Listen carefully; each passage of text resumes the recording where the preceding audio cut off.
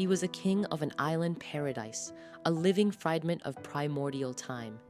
And yet when he was found, he was a monarch with no kingdom, a final testament to a vanishing world. He was, of course, Lonesome George, a Pinta Island giant tortoise, the last of his kind, a creature whose very existence was an elegy.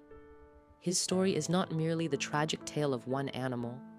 It is a dark mirror reflecting the deepest vulnerabilities of our own humanity. It asks us, with an almost agonizing clarity, what does it mean to be the architect of extinction? The Galapagos Islands, a name that evokes a kind of biological genesis, were his home. But his story began long before his lonely end. For centuries, his ancestors reigned as ecological architects, colossal engineers of their domain. Their very presence shaped the landscape. They were more than just herbivores. They were the gardeners of the Pinta ecosystem. By consuming fruits and plants, they became live-in feed dispersers, spreading the future of the island's flora across vast distances in their wake.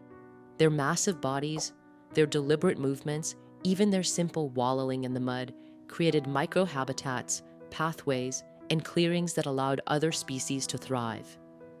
They were the T-stone, the central arch upon which the entire biological cathedral of their island rested. But into this Eden came another species, us. Our story with George's kind is one of a slow, merciless assault. First, the pirates and the whalers, who saw not a magnificent creature, but a living larder, a source of fresh meat that could endure months without food or water, stacked like cargo in the holds of ships. The exploitation was relentless, a casual slaughter that decimated populations. An estimated 100,000 to 200,000 tortoises killed across the archipelago. But if that was the opening salvo, the final blow came from an unsuspecting enemy, the goat. Introduced in 1959, their population exploded to 20,000, a devouring horde that stripped the island bare, annihilating the very food sources George's species depended upon. The ecosystem, already wounded by our greed, was now being suffocated by our carelessness.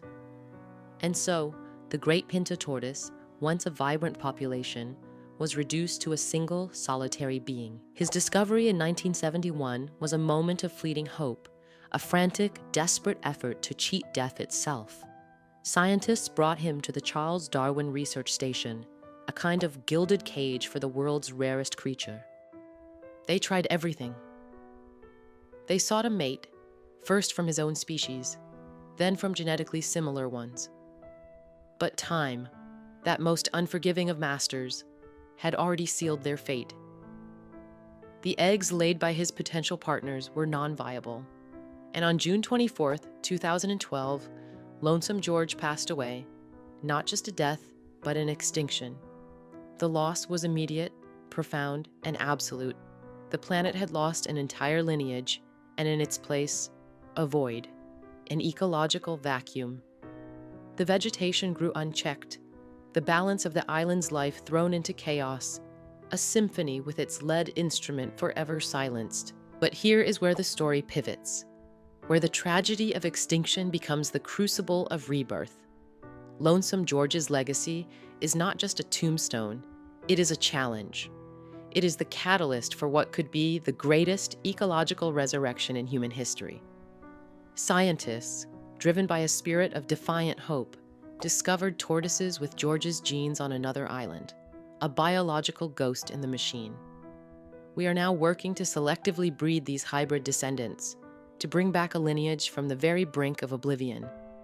The Pinta Island tortoise, though officially gone, may one day walk the earth again, a genetic echo of its magnificent past. This audacious mission, this quiet, almost sacred work, is a living testament to what is possible when we choose not to despair, but to build, to restore, to resurrect. Lonesome George's passing was the end of a chapter, but his ghost now inspires a new story, a grander narrative of human will and ecological redemption. He was the last of his kind, but perhaps in his death he became the father of a new beginning,